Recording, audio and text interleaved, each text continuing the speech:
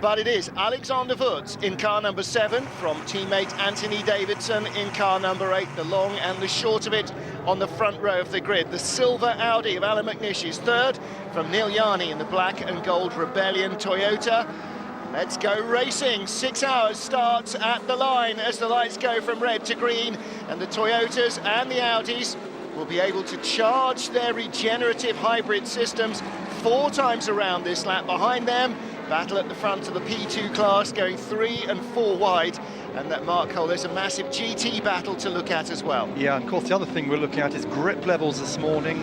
No warm-up under the new regulations, which means that 3-hour race yesterday afternoon, which was curtailed, the ELMS race, washed the track absolutely dry. So they're all going to be searching for grip in the first 30 minutes of this 6-hour race. It's cold as well. It's pretty biting. You can see a lot of damp under the bridge as they rush down under that vehicle access bridge down into the Luffield complex here. Of course, this was the end of the old lap around the BRDC suite, which is on drivers right there, and sweeping past the old pit lane that was used yesterday for the European Le Mans Series races.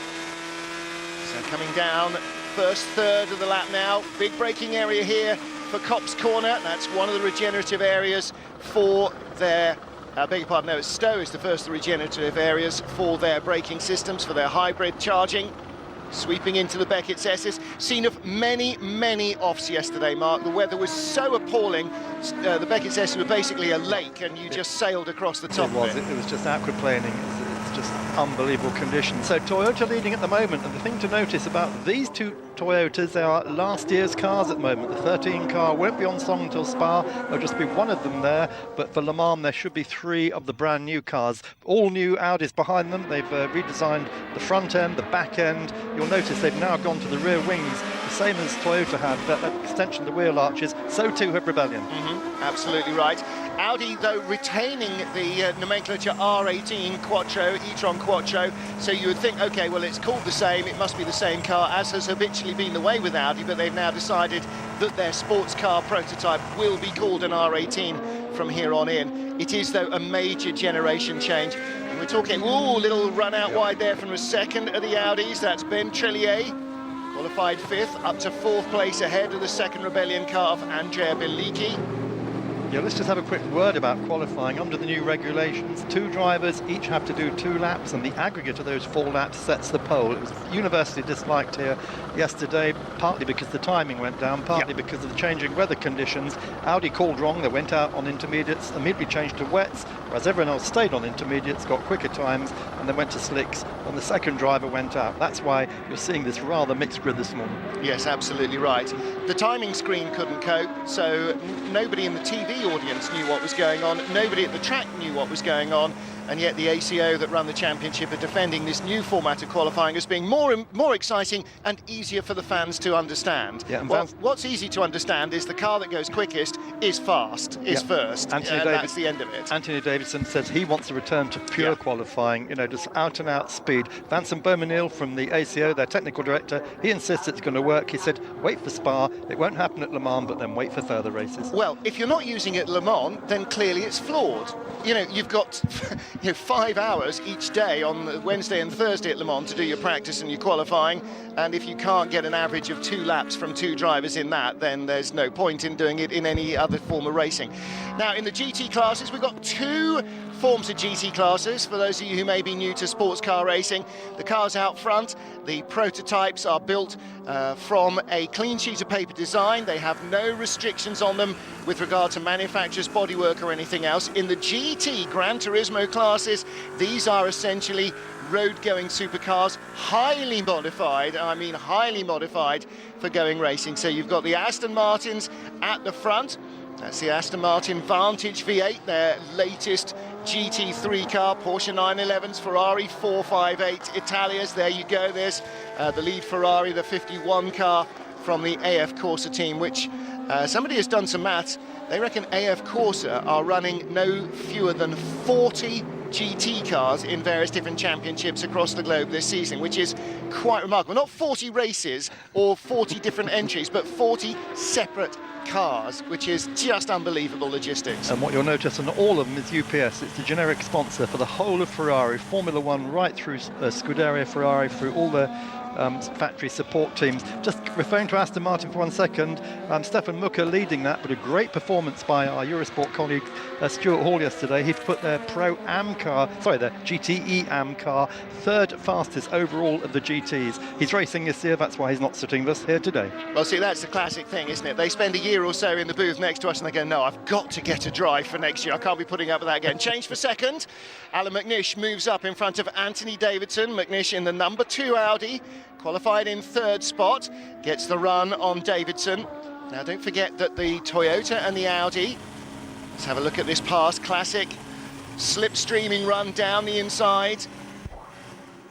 Yeah, Stodus lends itself to that, doesn't it? Absolutely. As Martin has already mentioned, harvesting points, you've got 4 of those around the circuit. The big problem for Audi has been that for them with 4-wheel drive, that their hybrid goes to the front, they can only use that hybrid power when the car's exceeding 120 kilometers an hour. Toyota don't have any problem because they only go to the rear wheels, they can have wham immediately. But Audi says over the winter it's cracked it, they can now get that power on the moment they get to 120. Well, the whole thing about this, obviously, is battery technology and the software to control it, just like everything else in the car. Into the pits, first of our pit callers, and this will not be a scheduled stop. This is the Lotus with Antonio Liuzzi, type number Lotus T128, for you Lotus chassis number grockles. I can't tell you what the chassis number is, but door coming open, never a good sign. And a change as well there. Benoit Trellier, we saw him shaping up to pass and making the pass on the Rebellion. We're right behind the number 12 car now in 5th place, Neil Yarni, the Swiss driver, and again a very different noise from Toyota's petrol engine, Audi's diesel engine, both with a hybrid system, but the Toyota petrol engine in the back of that Lola, the Rebellion Lola, is a very different noise again. Yeah, Alan McNish now starting to hunt down Alexander McWirtz. Yes, the well-known Austrian-Scottish Monaco Alan, racer. 0.3 of a second quicker at the moment on the circuit than the car ahead of him. It's only been a matter of time. Let's watch Stowe, see what happens when they get down there next time. Well, coming down through the Vale and down to the final couple of corners on the circuit. But look at this, Anthony Davidson right behind McNish now.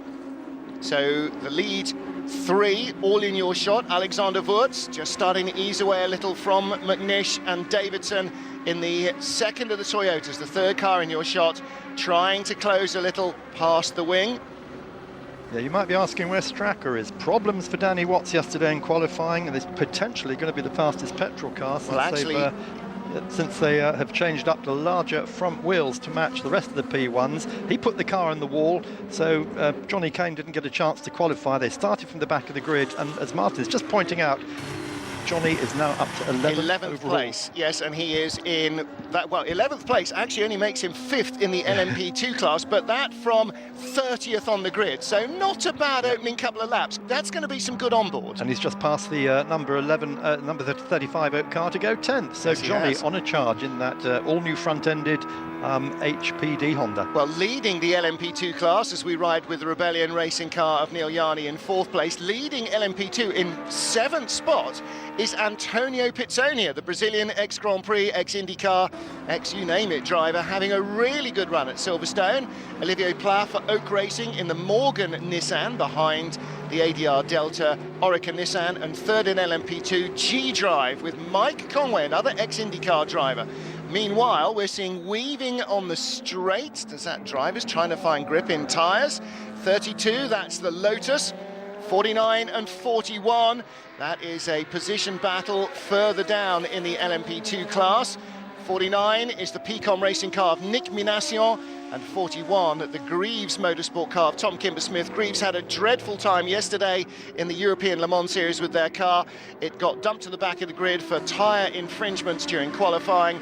Chris Dyson started the car, and I think he's probably still dizzy for the number of spins and offs that car had. It looked utterly utterly undrivable, and my heart went out to him for 3 hours, for an hour and a half before the safety car came out yesterday. Tom Kimber-Smith, he's going for the Big Four this year. He has won at Le Mans 3 times on his own 3 appearances, once for TBR, twice, once for Greaves, once for Starworks. Starworks aren't here this year. He's back with Greaves, and he's going for that quadru-trick this year. Leaders catching the first of the back markers. That is the Labour Competition Corvette. Meanwhile, this battle on 32 is the Lotus Jean Charus. This is 12th, 13th and 14th. And there again you see the leaders. Alexander Wurz pulling away half the length of the old pit straight in front of Alan McNish and Anthony Davidson. Coming up to another of the GT cars, and now the GT drivers, with Wurz sweeping by them, are going to have their eyes on the mirrors. But Mark Cole, it's always difficult when you're the first car in the prototypes to get to these GT cars, because of course they're not meandering around. Ooh, left front corner damage. Yep. There was contact there. Somebody's had a run at the Lotus. Nick Minassian had a run at the Lotus in the 49 car. Let's see how this transpires. Tom Kimber-Smith is a second of those 2 cars. Minassian up the inside, but not turning at all. Car just went straight into the Lotus, and it looked as though Minassian was locked up and having trouble, but he wasn't. Leaders are together now. This is McNish's view of Alexander Wurz. This is 1 and 2, so Wurz getting held up in some of that slower GT traffic and having a massive weave. Off the course he goes as they get to the start-finish line. McNish is still behind at the line, but now has the lead of the race for Audi. No, what you saw there was as Alan got back on the power, 120 k's, and bang, in came that extra 218 horsepower through the front wheels. You just saw him go past.